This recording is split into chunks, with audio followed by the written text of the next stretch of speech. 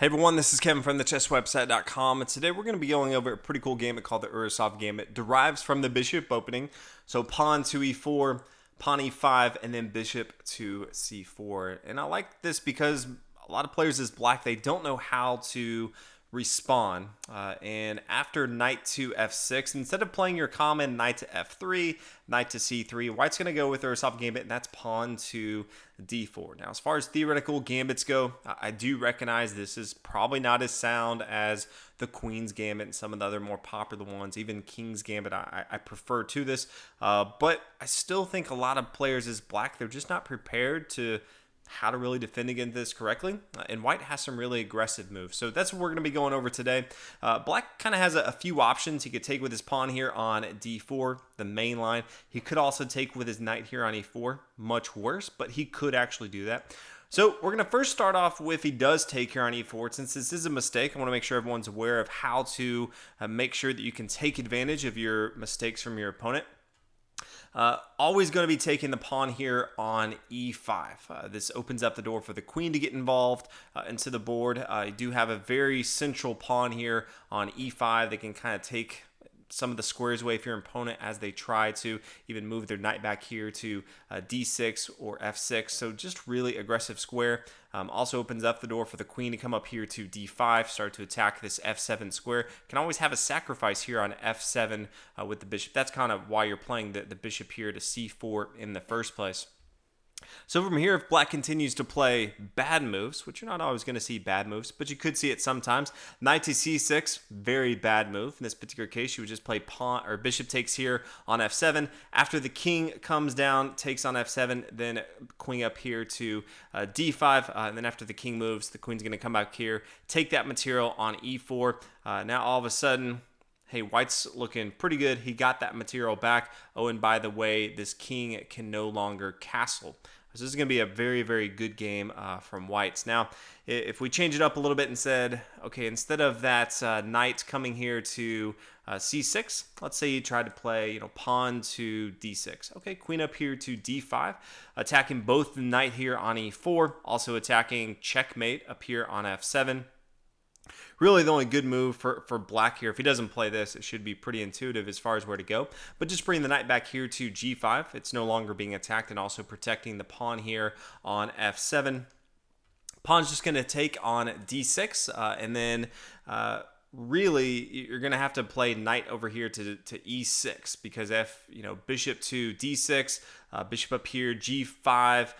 Queen really can't come down because queen up here to f7, things get very tricky. So instead of bishop taking or even the queen taking, because then you just take this material with your bishop, all things are bad. You're gonna have to play this knight to e6, kind of blocking off the queen coming here to f7. But then you could do a couple things. You could first take with your pawn if you wanted to. There could be some exchange. Black may decide, I just don't want to have to deal with a lot of the attack. So the queen's exchange in the middle of the board. After the knights exchange back, all of a sudden knight to c3, this on board. I think this is going to be pretty good. You can eventually play bishop here to e3, castle on the queen side, and have a really strong attack on board.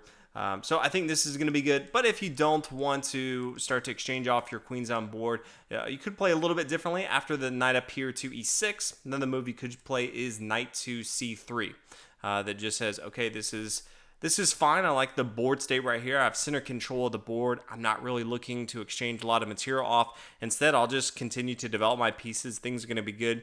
Could see bishop takes on d6, giving that material back. Bishop to e3, getting ready to castle on the queen side, really start to attack your opponent. Look at all the material that white has on board. It's going to be very, very fun, which is why you generally play gambits from here. So castle on the king side and then castle on the queen side. If we come back to this position, we might say the black bishop comes out here to c5, trying to counterattack in the center of the board, get pieces involved, so you can castle on the king side to get this rook over here on f8 to protect this pawn here on f7. From here, you have a couple options. The first one would bring the queen up here to d5. Threatening mate on f7, and so you're going to gobble up material here on e4. Or you could just say, I'm going to go ahead and take with my bishop, or take the pawn here on f7, and then after we have the exchange, then you have the queen comes up here to d5, and then you're going to take that material. I think it's probably a little stronger to play the queen up here to d5. I'm just never going to play it. And we'll kind of go through the scenarios of why that is. So let's say you play queen up here to d5. We are threatening mate here, so there's a couple ways to kind of stop this. One of them would be for the black queen to come down here to h4. This does allow, if the pawn falls here on f7, for the king to come here to d8. So there is a little breathing room. It also starts to attack white with the threat of queen taking here on f2. And so from here we could see pawn to g3, stopping the attack. Bishop down on f2 if wants to give up some material. King to f1, white loses the ability to castle. Queen to g4, wants to make sure he's no longer attacked. Knight up here to d2, since there is starting to be a strong attack on board. Knight takes, bishop takes here on g1, and then the queen can finally come up here to f7, but then the king to d8, and then rook takes here on g1. This is all fine. If you like this position, you may decide to go ahead and play that queen to d5 early on. I think it's a little bit easier if you like the ability to castle, have a little more king safety. It's going to be fine just as well to play bishop takes on f7. After the king takes here, then queen up here to d5, and then king f8, queen takes on e4. I think this is great. You still have the option, knight here to f3, castle on the king side. If you really wanted to play, bishop get involved into the board, knight up here to c3, castle on the queen side, and just really throw everything at your opponent on the king side, because your opponent's king right now can no longer castle, and he's really, really exposed. It's going to be very difficult. He's going to have to play, pawn to d6, try to open things up, get his light square bishop, bring his knight over, and get it involved into the game. All in all, really good position. So I think this is a little bit easier. So definitely you can try this on board. Another move that you could see is queen to h4. It is being protector for this knight here on e4. I would just go ahead and take again on f7. That's kind of a theme. If you're familiar, that's why you're playing this bishop's opening with the bishop here on c4. Always that constant threat of going here to f7, forcing your opponent to take here or just give up material. All in all, it's going to be a bad spot for black here. So after the king takes on f7, then g3, forcing the queen to move. He has a few variations. He could just decide to bring his queen back here to e7. Can't bring it here to g5 or f6 because they'll just die to the bishop or the pawn here. And then queen up here to d5, and then after the king moves, then the knight's going to fall. That's one option. He could also try to be super creative and play bishop to b4 check, and then pawn to c3. Eventually, the queen's going to have to move because the queen and the bishop are being attacked. So once the queen does move, queen up here to d5, and then you're going to gobble up material. It could be in this particular case, the knight. You could have eventually decided to go ahead and lose the bishop if you're black, but all in all, it's going to be a pretty good position. So that was what happens if the knight takes on e4. That's not going to be the most common. It's definitely the worst way for black to continue. The most common way is going to play pawn takes on d4. And then from here, we're going to play knight to f3. It gets a little tricky if you play pawn to e5 first. So knight to f3, and this is where we're going to spend more of our time looking at some of the lines as far as how your opponent's going to continue. Now, one option he has is to accept this gambit on e4. He could say there's a pawn material that I want to capture, so I'm going to go ahead and take that on e4. It's kind of a bad setup for black. If queen takes here on d4, yes, black is up a pawn and material, but if you look at all of the center pieces right here, getting ready to castle on the king side, really starting to put pressure on this knight on e4, so he's going to have to be moving, dancing around the board. That's not that great. So all in all, I think this is a pretty easy game for white to kind of overwhelm his opponent. Knight to f6 is probably the most common move that you'll see. It's kind of the safest. Then you can just continue knight to c3, knight c6, queen down here to d3. Does gain a little bit of tempo, but then you can bring your bishop out, start to pin down a knight if you want to. You can castle on the queen side, castle on the king side, lots of different options. And since the center of the board's open, you can really bring your rooks here to d1, e1, and really start to overwhelm your opponent. If you do see something a little bit crazier, mostly because your opponent just may not know how to continue, you could see knight to c5. The bishop is defending this right here. Not the best move from black, but you could see it. Just continue.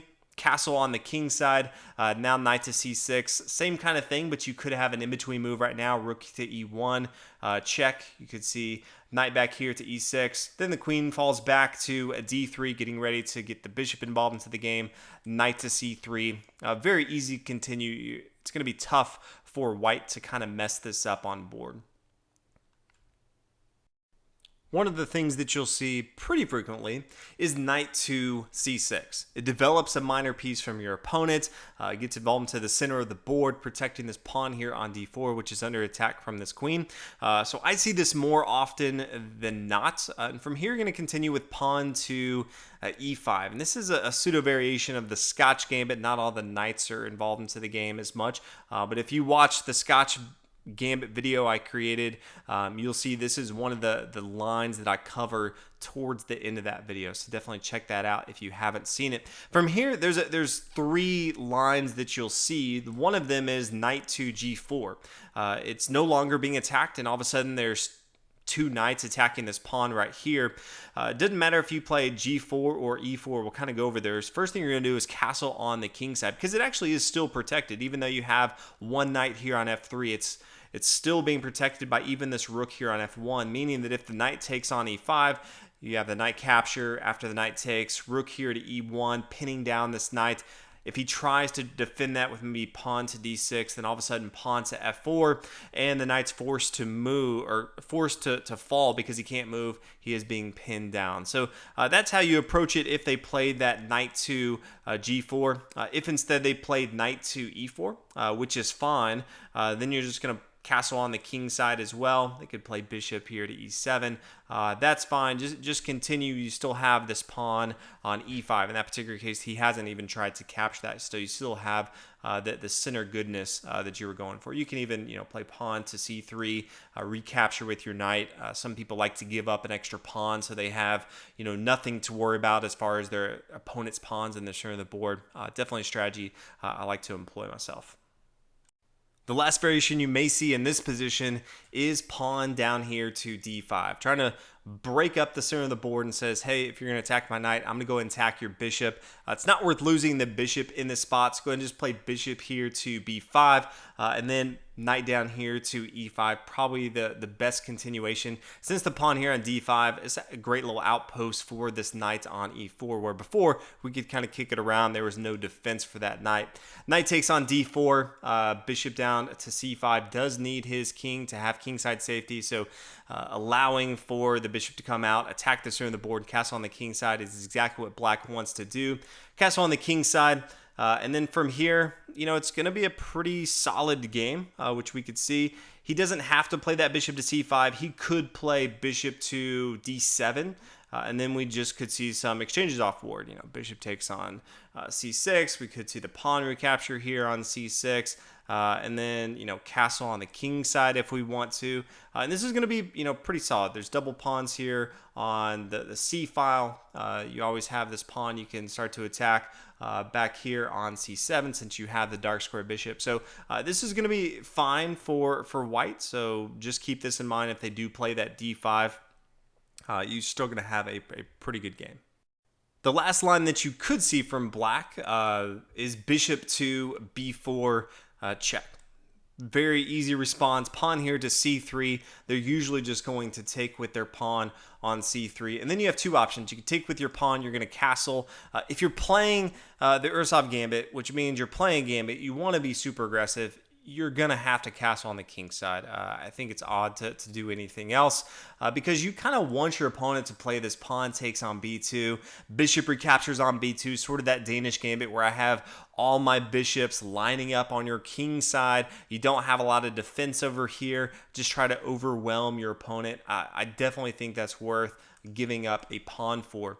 But if you don't want to be that crazy and you want to play a little bit more conservative, you can just take back with your pawn. So, pawn takes here on c3, or even if you were to castle, just so you're aware, they may not take with their pawn. They could decide to go ahead and castle. Then, okay, sure, pawn just takes here on c3. But if you decide, I don't even want to give them an opportunity, you could just take with your pawn here. Since the knight's protecting it on b1, they could do a few things. They could decide to play pawn down here to d5. Okay, just go ahead and take that material. Don't think it's too tricky or anything. Bishop back here to d6, castle on the king side. That's going to be fine. If instead they play bishop to e7, sometimes if a player's not familiar with how to play correctly, they'll just retreat back to not the worst square, which would be f8, but just to e7. It's a safe square. They can castle on the king side. But at beat e7, just go ahead and play pawn to e5 as we've seen before in this opening. Force the knight to move. There's no great squares. You have your knight to e4 and then queen up here to d5. We've kind of seen how that's really bad for black. If he tries to come over here to g4, then just pawn to h3. This pawn's still protected by the knight here on f3. So all in all, he's just going to end up wasting moves. He's going to get to a really bad spot. He can't come here to f6. If he comes back here to h6, all of a sudden you can just take with your bishop. This is a pretty bad setup for black on board. And then the last one you could see, if we come back, the bishop may decide to come to c5. Still in the center of the board, trying to attack things. But hey, pawn to e5, do not let up at all. Has a few options from here. Knight to g4, as we've kind of already talked about. But this is kind of one of those nice positions where you have a discovered attack once you sacrifice. So bishop takes on f7.